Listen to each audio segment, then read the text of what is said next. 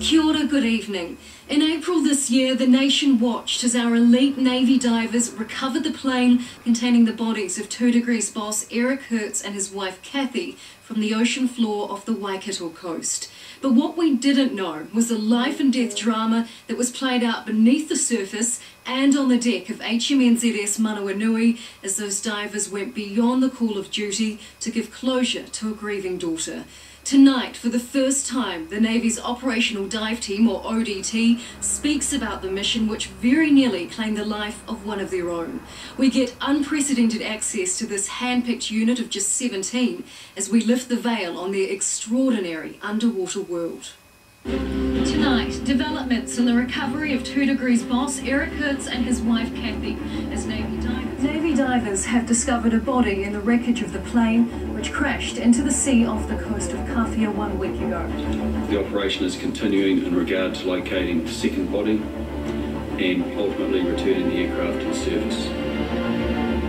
It was Easter Saturday this year that a plane piloted by 2 Degrees boss Eric Hertz, carrying his wife Kathy, ditched off the Waikato coast.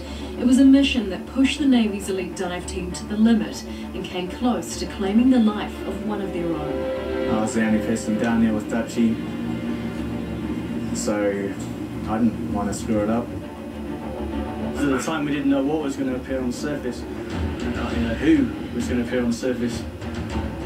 I was just telling him to hang in there and just to keep breathing. And I wanted to do the best I could and get him back alive. Tirana Faulkner and Alan Holland, or Dutchie, were 2 of 8 divers sent to the scene. I got a call from one of the supervisors, said the plane's crashed. Warrant Officer Diver Simon Marston was the on-scene commander. When the task came in, as sad as the purpose was, he gave us a purpose and a goal to go and get Kathy and Eric out. But the plane was sitting 56 metres below the surface, past their normal diving threshold. They also had to contend with strong currents, sharks, and the risk of diver entanglement in the wreckage. Did you have any nerves or reservations about diving that deep?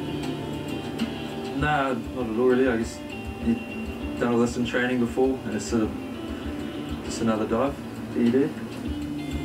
At first, the operation went well. The body of Kathy Hertz was pulled to the surface, but to get to Eric, they needed to raise the plane. And what was your task? Mine was to put strops around the plane and hook it up onto the ship's crane. The men were taking turns diving in pairs. 22-year-old Dutchie was teamed up with Petty Officer Diver Dan Reynolds. What are you seeing? What are you hearing? As you're going down, it gets darker and darker. And you do have comms to the surface, so you're reporting everything you're doing and everything you see and stuff like that. They reached the bottom after a textbook descent. So they'd just gone on and gone out to the aircraft, which was about 12 metres away from the bow.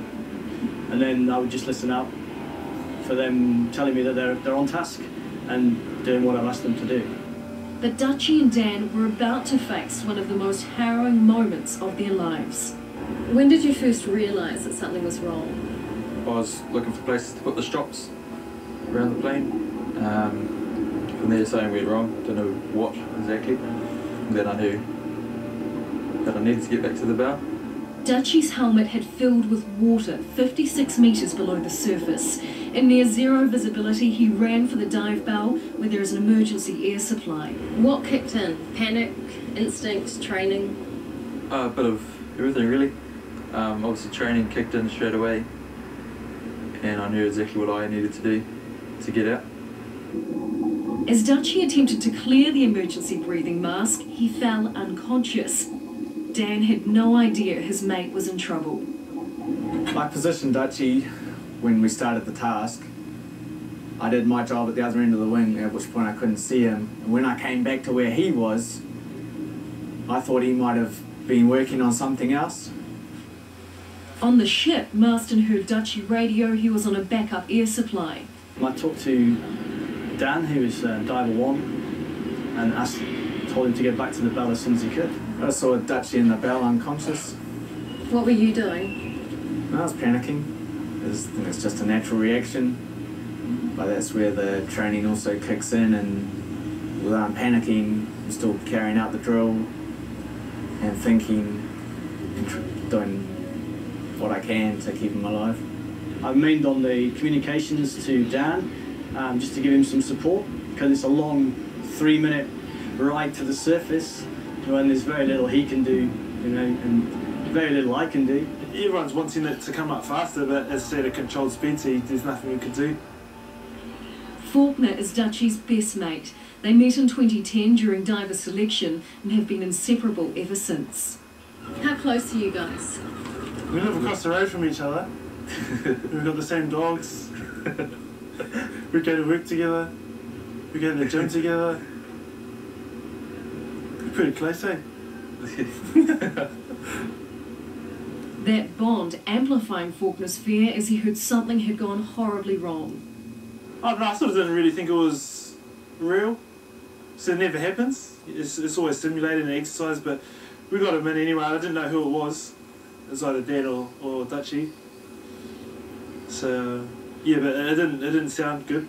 So everyone was sort of just getting their game face on. By the time Dutchie reached the surface, it's believed he'd been without oxygen for close to 3.5 minutes. When we first saw him, he didn't look good. And he's not responsive? Nah. He was cyanosed, which is blue around the face, the lips, his extremities, which indicates that there's a lack of oxygen in his system, and he wasn't conscious when we got him out of the bow. Because the divers were rushed to the surface, they didn't take compression stops needed to avoid the bends. But HMNZS Manawanui is equipped with a life-saving chamber for emergencies. If you come up and you don't take your stops, do you lie on this side and you get taken back down again? Yeah. So if you're a patient, we'd lie you flat in here and put you back on O2 And you could attend from there? Yeah. Check us okay? Yeah. Faulkner was the most recently qualified dive medic on ship, so was put in charge of his best mate in the chamber. Dutchie was struggling for oxygen. They were locked in here together for more than 2 hours. Oh, it's hard, eh? They'd like to see a mate like that. What were you saying to him? I was just telling him to hang in there and just to keep breathing and to keep sucking on the oxygen, because it was good for him. How long was it until you got a positive response? It would have been maybe an hour into it, and someone said something over the comms. They were like, is Dutchie well? And Dutchie sort of raised his thumbs up. I was like, oh yeah, he's good. He's back. Dutchie was airlifted off the Manawanui. His memory of the ordeal remains limited. I don't actually remember anything. Anything except that at 56 metres below the surface, his helmet filled with water. It was an unusual incident in that in 30 years of diving, I've not seen one of these types of helmet flood before, if that was the cause. Investigations are now underway by the New Zealand Defence Force, the Navy and OSH as to what went wrong. When we have those findings, then we'll look at our procedures and see if there's anything we need to improve. Despite the life and death drama, the very next day the divers regrouped. They descended, tasked with retrieving the plane and its pilot. At 3:41 p.m, their mission was complete. The plane emerged, and with it, Eric Hertz. Obviously, after what happened with Dutchie, things run through your mind and you think, oh, is it worth it? But at the end of the day, this is what we train for, and that's why we put in all the hard hours through training to carry out these sort of tasks. With Eric and Kathy's bodies returned, the family was able to hold a funeral. The divers were honoured to receive an invitation to the ceremony. When their daughter got up, that was pretty, it's good to see that she got to say goodbye. It's pretty rough. And months on, a world away in Washington, D.C., Eric's brother Eli, a former US Navy officer, told 60 Minutes he thinks of the divers often. I was able to meet them as they came off the boat, the Coast Guard boat that shuttled them in from the recovery location. I was able to shake every person's hand and look them face to face and say thank you. That was probably the most important thing for me to do on behalf of the family, and it was an honor to do so. Eric and Kathy's only daughter, Ari, is just 24, the same age as Faulkner. She was able to thank the men who brought back the bodies of her parents. I understand that the mission goes on, and it goes on in a different place, so I think about them because I know they're probably out there right now doing it again for somebody else. Somebody else and each other. It's a brotherhood of sorts. Yeah, we're always doing hard things together and pushing each other, and here you got to be tight, and the key thing is trust, eh? Like, you have to trust each other, and you know, of course you're going to be tight if you've got that much trust in someone. Coming up on 60 Minutes, we follow the team to the Solomon Islands. The mission: avoid saltwater crocodiles and sharks in order to blow up hundreds of bombs. And Dutchie must face his fears as he attempts his first dive since a near-death experience off the coast of Raglan. Yep, put them in when they're ready. They're into water. Diver 1, your main supplier's back on again. Close barrel up. A check of tomorrow's forecast for you now. Showers continuing in the south, wind and cloud increasing in the north. Mostly fine in Auckland, however. Cloud in Hamilton and Tauranga. Fine through the Hawke's Bay, the Manawatu, Wellington, Nelson and Canterbury. Some cloud further south in Queenstown and Dunedin. Prepare for rain in Invercargill tomorrow.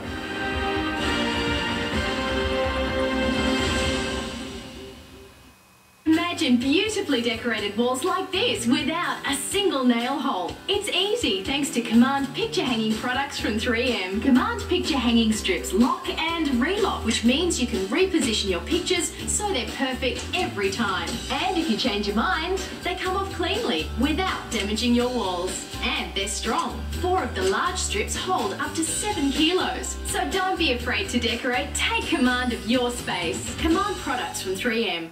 Monday, Tuesday, Wednesday, Thursday, Friday, Saturday, Sunday, Monday, Tuesday, Wednesday, Thursday, Friday, Saturday, Sunday, king of the day. A $4 burger every day, now with free fries and a drink. Taste is key. It's freezing at Whiting Plus. Our prices have fallen up to 60% below. It's a winter whiteout with a blizzard of savings and 20 to 60% off everything in store. Come on in and warm up with a bargain. It all comes to life at Whiting Plus. Hi, I'm Gene from Smith & Smith. I'm on my way to help a couple who were shocked to find their side window was smashed. They called Smith & Smith straight away. I'm sorry to hear about that. Let's take care of it. Smith & Smith has more vehicle glass in stock than anyone, so I was able to fix it fast. And they were delighted, because thanks to their insurer, the replacement was free. So insist on Smith & Smith, New Zealand's leading vehicle glass repairer. Smith & Smith Repair.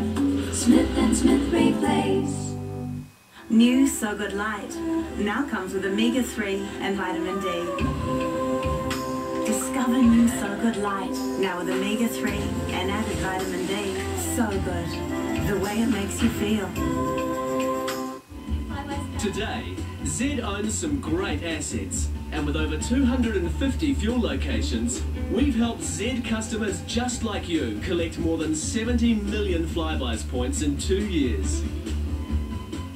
Get Sky now and bring the cinema to your place. My mother warned me about getting into cars with strange men. This isn't a car. Damn it, Mom, stay out of my road! I'm sorry, Milo. I was trying to impress my friends. I was trying to be a big man. We've got all your cravings. Sign up now with no joining fee and get Sky Movies and the Rialto channel free for your first 2 months on a 12-month basic contract. Call 0800 64 64 64 or visit us online and go digital with Sky. If you're building or renovating a bathroom, insist on green Jib Aqualine. It's your protection against moisture and steam damage that can lead to big problems. Jib Aqualine has a water-resistant core that's been proven to protect against water damage in 500,000 Kiwi bathrooms. No wonder most New Zealanders specify the green plasterboard. Jib Aqualine. Nothing stops the money train. Cops. Train. My train. Money. My money. Harrelson. You're right on the edge. Snipes. Bingo. Cooper. Lopez. Hijacked. The money train. It's been stolen. You tangle my train and I'll kill you. What if the money train can't stop? Prime Flex Money Train. Tonight.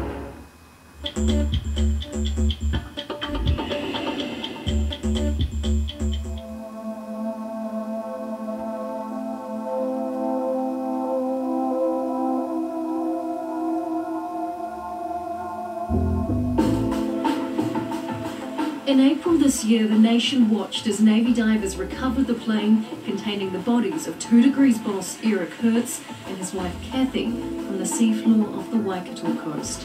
The men tasked with that mission weren't chosen lightly. Hurry up, Dutchie! Probably some people just mentally aren't like tough enough, I guess. And then some people it's just a physical thing, like their body just breaks down. It is no mean feat to get into the dive team. Behind the SAS, it's arguably the most grueling Defence Force testing. 27-year veteran Lieutenant Commander Trevor Leslie is in charge. Diving and operating in an environment that's alien to everyone else. You know, our office is under the water, so some people just don't like that. So we need people that can think clearly under pressure, literally, but also people that can problem solve and have robust mental attitudes and mental agility. Diver selection involves 4 months of testing. Some weeks applicants dive through the night training in the Waitemata Harbour.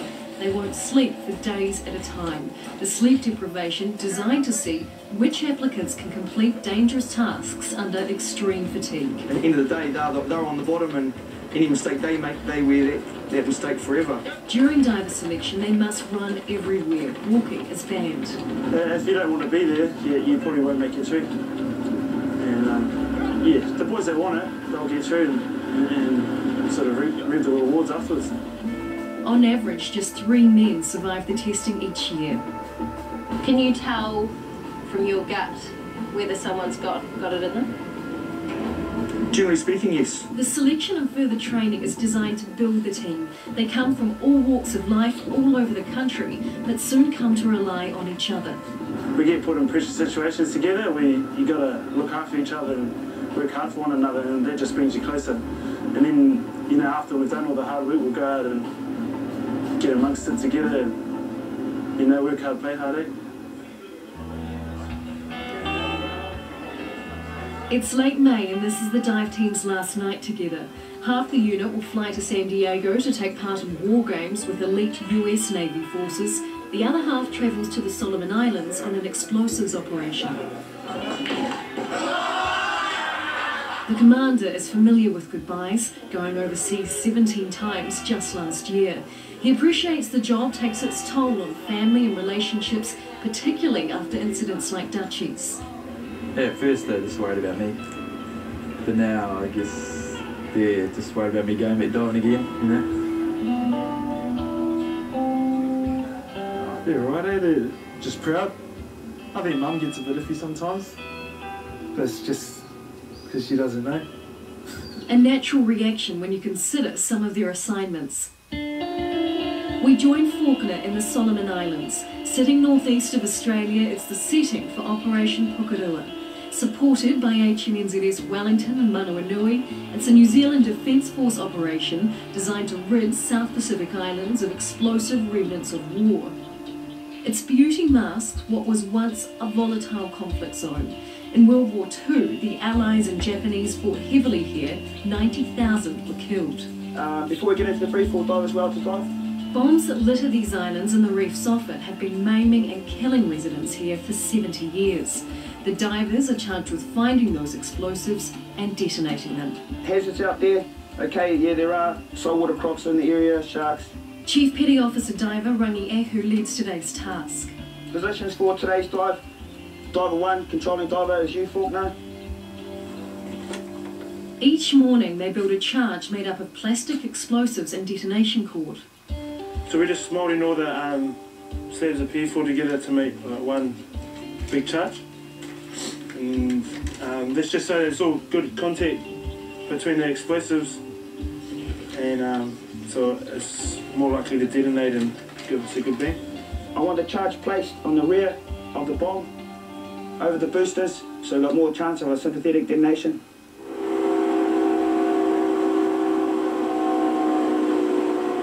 They leave for their destination. In this operation, they may be assigned to bombs underwater or on land. Today, locals have helped steer the divers to where some of the bombs are known to lie off the island. 3, 2, 1.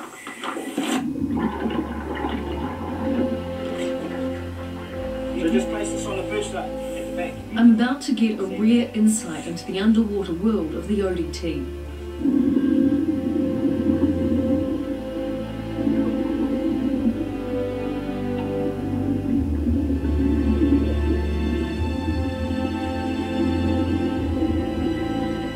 We locate the 1,000-pound bomb thrown out of an American plane during World War II.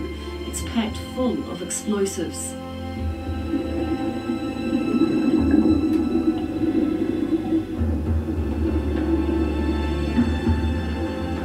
The charge is laid and then the detonation cord is carefully run along the ocean floor.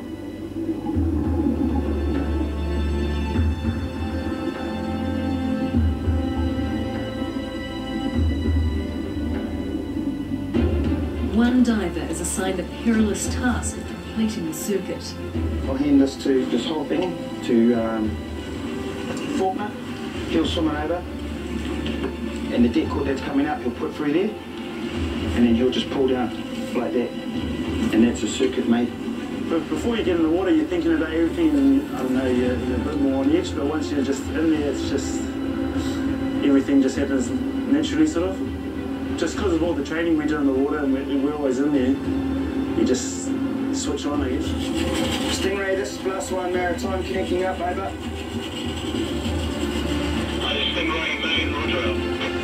It's now ready to fire. The unit clears the area and retreats. 5, 4, 3, 2, 1, stand by, firing.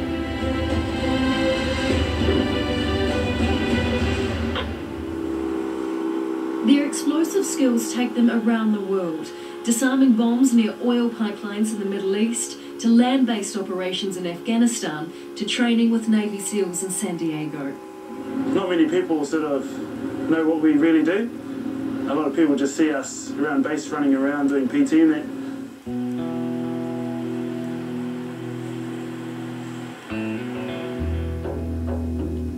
Their next job involves a land-based detonation. 1,500 explosives were discarded in this lagoon. It's their job to destroy them. By the time this month-long exercise is over, 4 tons of unexploded bombs, mortars, projectiles and grenades will be destroyed. Alright, just put in the address to the receiver, and now all we need to do is transmit and then fire. So hold this one down, push that close. Firing.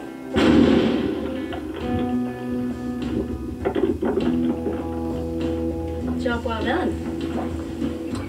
The perks of this job aren't hard to see, but it's not for the faint-hearted. Whether it's destroying bombs or recovering wreckage, it's a process of calculating risk. Risk is all about perspective, and for us, we're well trained, well equipped. We have a strong sense of unit identity and unit loyalty. Our whole ethos is not to let your mate down. It's good to know that it's risky too, because then you know, keep your wits about you. If you take stuff easy, then that's when, I don't know, things might go wrong. Even in the Solomon Islands, the 2 degrees operation is never far from their minds. For some of the younger guys, I think it's a good lesson. And it reinforces what we're saying to them all the time, and what we know, that it is inherently dangerous, and we are accepting that risk personally. Dutchie, left behind at Devonport Naval Base, understands that all too well. It's more than 3 months since he was pulled from the water unconscious. Today he will face his fear and get back in the water for the first time. I've just never been one to let something get to me. Just sort of get on and do it. He suits up using the same model of helmet used in the 2 Degrees operation, the same helmet that flooded. So I'm just going to double check his gear and just make sure that I think it's correct before he gets in the water. With his rescuer Dan Reynolds running the test and Faulkner by his side, the tight-knit team watches anxiously. He's being tested to see if he can return to duty under the water. Yep, put him in when you're ready. They're into water. Test for leaks. They cut his main air supply, checking he can switch to his backup. Diver 1, your main supply is back on again. Close bailout. He passes with flying colours. I think you have to be confident in what you're doing. And like, because I guess if you're telling yourself you know it's too hard, you're not going to be able to do it, then you probably won't.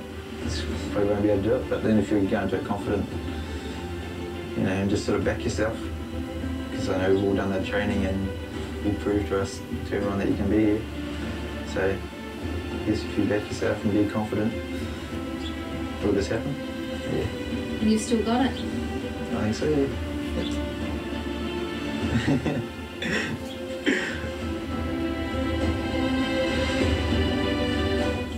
Up next on 60